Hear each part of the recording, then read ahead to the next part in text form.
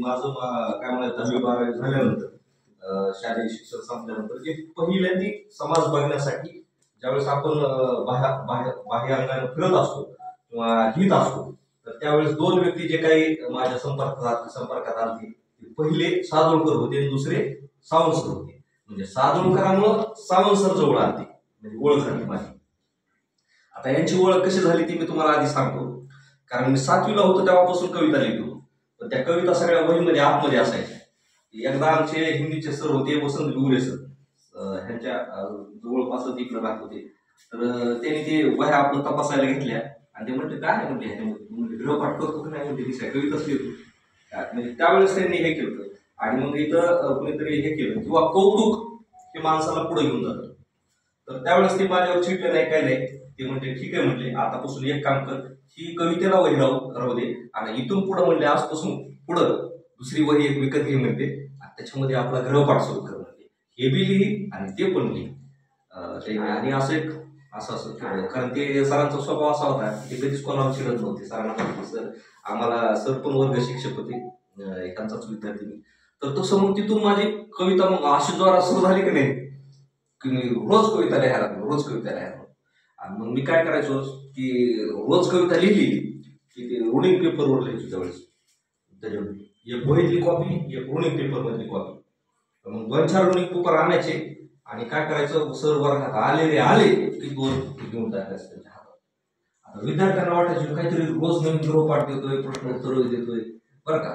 आणि सर काहीच बोलत नव्हते असं घ्यायचे बरं का. आता 1-2 वेळेस त्यांनी काय केलं 1-2 दिवस ते वाचलं असं केलं बसून काय. मग ते परेशान झाले 8 दिवसानंतर हे काय म्हणजे रोजच मला शिकवायचं ना बाजूला. मग त्यांनी मला काय सांगितलं माहिती का ते म्हणजे आम्ही मला एक काम करता हे जे आहे ना मला की शाळा सुटल्यानंतर द्यायचा. हे जे कविता आहेत ना मला शाळा सुटल्यावर द्यायचा. आता मी द्यायचो कशासाठी माहिती का की सरांनी त्या वाचावा आणि त्यांनी फक्त शब्दास म्हणावा बरं का. मग नंतर ते काय करायचे की ते शाळा सुटल्यानंतर गेटवर मी उभा राहायचो. सगळे पोरं निघून जायचे सगळे निघून जायचे. आणि मग त्यावेळेस फार उशिरा म्हणजे 5:30-5:45 शाळा सुटल्यानंतर ती बाहेर निघायची आपल्या असे कागद हातात त्यांच्या हातायचा. मी लगेच म्हणायचो सर काय. आता त्यावेळेस कसं आहे जास्त सरांना बोलत नव्हतो आम्ही. सरांना जास्त बोलायचं म्हणजे मग आपलं ती छेटी पिवळी झाल्यासारखं म्हणून आपलं त्यावेळेस एक वेगळा दाराला होता रिस्पेक्ट होता सगळ्या शाळेचा. ते आपलं गपचूप घ्यायचे घरी घेऊन जायचे. दुसऱ्या दिवशी आणायचे त्याच्यात काना मात्रा उतार वगैरे वापस जायचे 12 त्यांनी छान म्हणलं की 4च्या ऐवजी 8 काढतो. दुसऱ्या दिवशी 8चे 12 दसताच संख्या चुकायला लागले. मग ते सरचे दुसऱ्या दिवशी घेऊन यायचे का ते 2-3 दिवसाला घेऊन यायचे. कधी तुरुस करून कधी 8 दिवसाला घेऊन यायचे. महिन्यात झाल्यानंतर महिना बी देत नसत. मग आता त्यांना वाटतं की आता हे लईच आपल्याला आंगलट यायला लागले आता याला कुठतरी डायव्हर्ट करा. मग त्याच्यानंतर त्याने सांगितलं की आम्ही म्हणते तू फार छान लिहितो म्हणजे आता काय दुरुस्त करायची गरजच नाही बरं का. कसं काय सर नाही म्हणजे तू आता डायरेक्ट म्हणजे पेपरला द्यायचा बरं का. मग म्हटलं कोणत्या पेपरला दे म्हणले झुंजार घेऊन टाक म्हणले सगळ्यात टॉपचा पेपर आहे म्हणजे त्यावेळेस. म्हणजे गोष्ट कधीची आहे 93-94ची. 92 पासून समजा आमचं ते लिखाण सुरू झालं 93-94. पेपरला द्यायचं म्हटल्यानंतर आता पेपर म्हणला ते सरलाच आम्ही एवढं घाबरायचो. पेपरवाला म्हणल्यानंतर ते कशा मग काय करायचो शाळा नंतर आमची शाळा 12:30ला सुटत होती. सकाळी जेवण नाही काही नाही. त्यावेळेस आपल्या ह्यांच्यासारखंच बेपान नुसतं पळत राहायचं. म्हणजे काही कोण माणसाला ती सावली पडती म्हणतो ना आपण तशी येते. पण ह्यांचे आलते आमच्याकडे गुण बरं का. पण मी ते काही कालांतर सोडून दिले कारण म्हणलं आपल्याला ह्यांचा वारसा नाही व्हायचा. मग जे आता 50% वारसा उबाळे सरांनी स्वीकारला त्याबद्दल त्यांचं अभिनंदन. त्यांनी 100% तो पुढे चालवावा म्हणजे त्यांच्या वात्रटिकेचा देतो आता कंटिन्यू पुढं की मग ते झुंजारण्यात आला ते खडकपुऱ्यावर ते झुंजारण्यात. मग तिथं काय करायचं चलत जायचं तिथून शाळा सुटल्या तिथून चलत जायचं आंबेडकर पुतळ्यापासून जेवण नाही काय नाही कविता बरं. तिथं गेलं की 1-2 तास असं बाहेर नुसतं गेटवर उभं राहायचं समोर बरं का. आणि तिथं उभं राहिलं त्या आतमध्ये असायची आबूसर क्राईम स्टोरी लिहायची. त्यावेळेस लय भीती वाटायची क्राईम स्टोरी म्हणल्यानंतर गुन्हेगार खून लोक त्यांच्यात वाढले माणूस तर सरला आपण भेटतो त्यांच्या समोर कसं काय उभारायचं, काय करायचं की तास 2 तास बसायचं असं नुसतं डुकू बघायचं 10-5 मिनिटात की ते सर कावा त्या टेबलवरून उठते आणि ते टेबलवरून उठलेले दिसले की सगळं ते भिंडवळ द्यायचं ना, असं कागदावर असं ठेवून द्यायचं त्याच्या टेबलवर, वापस यायचं आणि दर सोमवारी ते पुरवणी निघायचे. त्या पुरवणीत आली का कविता बघायची, आली का कविता बघायची. आता महिना 2 महिने काय आली नाही, पण हे आमचा दिवस रोजचा कार्यक्रम बरं का. मी काय थकतच नव्हतो रोज जायला. शाळा सुटली की तिकडच 2 वाजता वापस पुन्हा चलत यायचं. जेवण नाही काय नाही. त्याच्यामुळे काय झालं, लय कुपोषण झालं म्हणायचं आमचं काय. पण ते वेळ होतं. पण त्याच्यानंतर मात्र ते मी वैतागले, त्यांनी आपलं छापून टाकली कविता जुंजार करताना छापली. त्याचा सगळ्यात मोठा आनंद बरं का, सगळ्यात मोठा आनंद. आणि मग आल्यानंतर मग काय झालं की जी कवितामध्ये पारिजातक नावाचं एक सदर होतं. पहिल्या पेजवर सरची क्राईम स्टोरी आणि त्याच्या मागचं दुसरं पेज होतं पारिजातक. आणि त्या पारिजातक मध्ये त्यावेळेस ह्यांची येत नव्हती वाकटिका बरं का. म्हणजे थोडं सांगतो, माझी कविता येते त्यावेळेस माझी यांची ओळख असण्याचा काही प्रश्न बी नव्हता. पण सत्यप्रेम लगड नावाचा एक माणूस होता, त्याची वाकटिका त्यावेळेस 4 ओळीची यायची आणि सूर्यकांत डोळशेची एक यायची. मी सांगतो त्यावेळेची कविता त्या पारिजातक मध्ये येणारे अनिल कुमार होळकर बरोबर का आणि सय्यद अल्लाउद्दीन या 4 जणांच्या 4 कविता आणि माझ्या 2 यायच्या. किती यायच्या? 2 यायच्या. आता प्रश्न काय झाला की ते ज्यावेळेस ते 4-5 जण होते का, ते खूप नंतर म्हणजे 12वी नंतर मला भेटली, म्हणजे 5-7 वर्षानंतर भेटली कविता यायला लागल्यानंतर. तोपर्यंत कोणाच्याच काही ओळखी नाही ना, आपण विद्यार्थी. पण 1 वर्षभर ह्या नियमित कविता यायला लागल्यानंतर मी 9वीला गेलो आणि 9वी मध्ये काय झालं माहिती का, असं जूनचा महिना होता आणि जूनच्या महिन्यामध्ये एक अक्षररंग नावाची लोक पुरवणी यायची. त्या पुरवणीमध्ये पहिल्याच पानावर माझी कविता 6 ओळीची कविता आणि अर्ध पेजच्या कविता. 6 ओळीला किती? अर्ध पेज अक्षररंग आज मी जरूर ठेवलेली. आल्यानंतर काय झालं की काव्य क्षेत्रामध्ये एकदमच, आणि त्यावेळेस त्याचं 50 रुपये मानधन बरं का.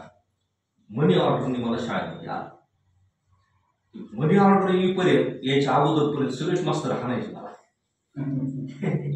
म्हणजे आल्यानंतर थोडस छाड्या वगैरे. काय झालं की मनी ऑर्डर आल्यानंतर सगळ्यात पहिले बोलकडे सगळे मला बोलून घेतलं. आली माझी तुला पैसे कसे आले म्हणजे लोक कविता लिहिली दाखव. मग त्यांनी बऱ्याचशा शिक्षकांना सांगितलं की आपल्या शाळेचा विद्यार्थी प्रमुख लोक त्यावेळेस मी शाळेमध्ये फेमस झालो. तिथून पुढे पण काय मला हँडल नाही काय. आणि मग त्या पिरियडमध्ये कदाचित त्या कविता वाचून म्हणा किंवा जुन्नर त्याच्या कविता वाचून म्हणा की शोध घेणारा माणूस हे पाहिला. हे माझं घर शोधलं आणि हे त्यावेळेस शोधी माझ्याकडे आले बरं का. त्यावेळेस मी लहान असतो शेजारी बरोबर सर. आल्यानंतर म्हणायची बरं का. ते असं आता जसं उवाळ सरांना म्हणतात तिकडं पाठवा दिवाळ्यांकाला पाठवा, तर तसं ते आम्हाला कधीच म्हणलं नाही बरं का. हे मी खरं सांगतो, ते तुम्हाला म्हणले असतील पण त्यावेळेस म्हणले नाही. तिकडं त्यांच्यापेक्षा वरच्या लेवलचे होते त्यामुळे म्हणले त्यावेळेस आम्हाला लेवलच नव्हती, असं मी नव्हतं आणि हे बी नव्हतं विद्यार्थी. प्रश्न असा होता की त्यावेळेस आताच्या सारख्या सुविधा नव्हत्या. आता सारखा व्हॉट्सअप नव्हता, फेसबुक नव्हता. तुम्हाला मार्गदर्शन केलं नाही कोणी? नाही मार्गदर्शन केलं ना, सगळ्यात मोठं मार्गदर्शन केलं. ते सांगायला लागलो मी तुम्हाला. काय म्हणले माहिती का, अभिमन्यू म्हणजे आपल्याकडे 2 दिवाळी माझा निघतो आणि दुसरा मानेचा निघतो. म्हणजे तेलगाव पोलीस त्यांना कविता देऊन टाकतो. ठीक आहे. लगेच दुसऱ्या दिवशी ह्यांना दिली आणि त्या तेलगाव परिसराला दिली. म्हणजे पहिला दिवाळी अंक आमचा कविता छापणार, नंतर ह्यांचा आणि ते त्यांचा. आता हे पहिल्या वर्षी झालं.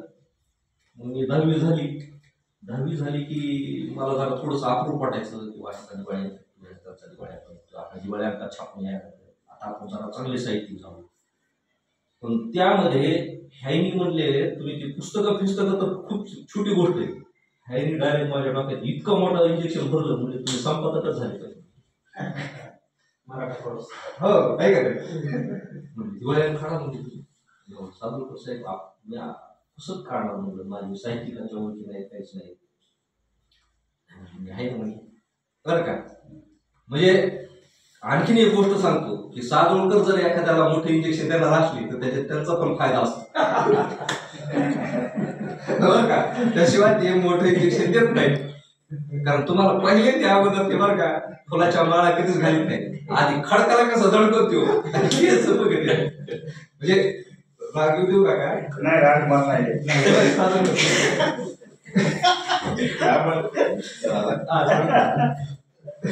तर मग काय झालं की त्याच्यानंतर आम्ही माझी 10वी झाली म्हणलं साधूपूर साहेब 10वी झाल्यावर घेऊन आलो आणि ते मला ते बरं का साहित्यिक आणायला कसं पाठवलं माहिती का. जे लोक ह्यांना दिवाळी अंकाला साहित्य देत नव्हते त्यांच्याकडे जागायची काय त्याच्यामध्ये भास्कर चंद्रशिव तर काय त्याच्यामध्ये हेमलता पाटील ज्या वेळेस ह्यांचं कुठतरी खटकलेलं त्यांचं अशा माणसाकडे म्हणले आला म्हणले दिवाळी आणि त्यांचा सूट करण्यासाठी मला संपादक केले नवीन सोर्स दिले हो ना सोर्स. आता त्यावेळेस नव्हतं मला कळत हे कशामुळे दिले. नंतर मी ज्यावेळेस समजा पोक्त झालो नंतर त्यानंतर कळालं की आपल्याला काय बरं का. तर त्यावेळेस मग मी त्यांच्याकडे घरी गेलो या त्याच्यामध्ये बरेचसे लोक होते असे. मग मी गेल्यानंतर हे लोक झिर करून टाकायचे ना ह्यांचे स्वभाव ह्यांच्यापेक्षा विचित्र तर ते हेमलता पाटील आहेत का हेमलता पाटील. तर त्यांना म्हणलं मॅडम म्हणलं मला विद्यार्थी म्हणलं मला तुम्ही लेख द्या. 100 चक्रा मारायला लावल्या सर मी काय पिच्छा सोडला नाही कारण मी ह्यांच्याकडून जे गुण घ्यायचे ते घेतले होते.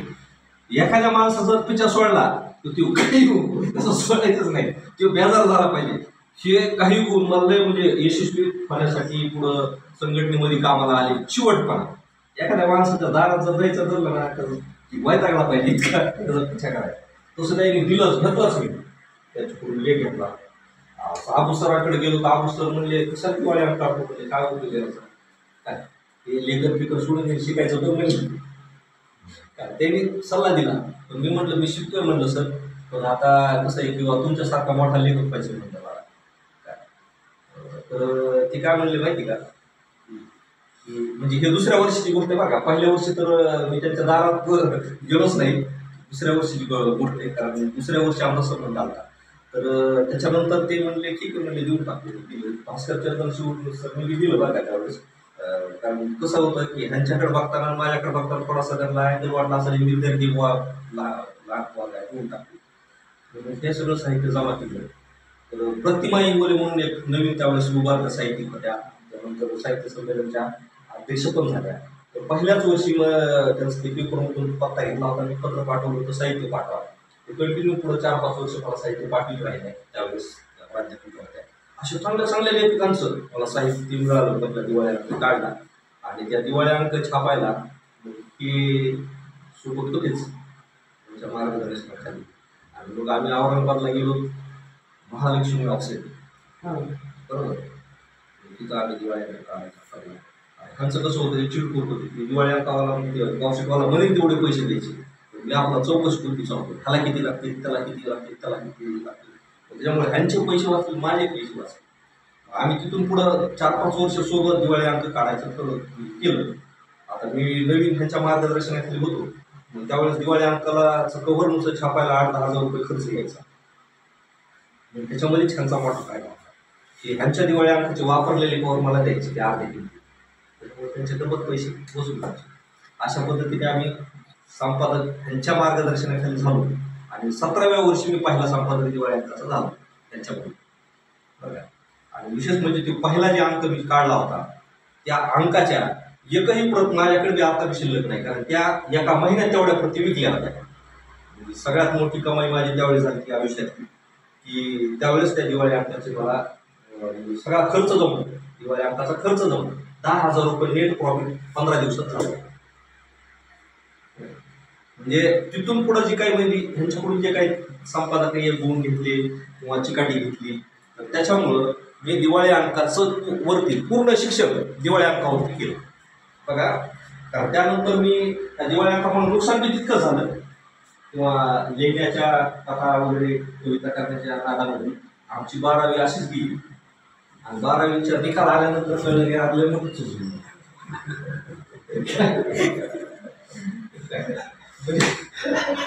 म्हणजे लेखनानं ओळख दिली परंतु नुकसान सगळ्यात मोठं आयुष्यामध्ये केलं. त्याच्या सजा म्हणजे आज मी भोगतात लेखक होणे चांगली गोष्ट नाही. म्हणजे सामाजिक गोष्टी बरं का, आनंद देणारी गोष्ट आहे. मानसिक आनंद भेटतो, आत्मिक आनंद भेटतो, समाजाकडे बघण्याची दृष्टी आपल्याला सगळं भेटतं. परंतु समाजाच्या दृष्टीने आपण आनंदी नसतो जरी म्हणजे लेखक समाजाच्या दृष्टीने बरं का. तर ह्या गोष्टी त्यावेळेस मिळाल्या आणि मग 12वी नंतरचं जे काही आपल्याला हे भरून काढायचं आहे तर मी ठरवलं की आपल्याला तर डॉक्टर व्हायचं होतं, प्राध्यापक व्हायचं होतं, पण आता 12वीला मार्क कमी आहे. घरचे म्हणले तुला रुपया देणार नाही, ती म्हणजे गावाकडून पैसे कमायला जा बरोबर. आता ह्यांच्या आमच्या आतमध्ये भेट होत होत्या. आम्हाला कधी कधी शिका वाटायचं, कधी कधी असं नुकसान झालं वाटायचं, तर हे माणूस सारखंच भेटायचं 8 दिवसाला.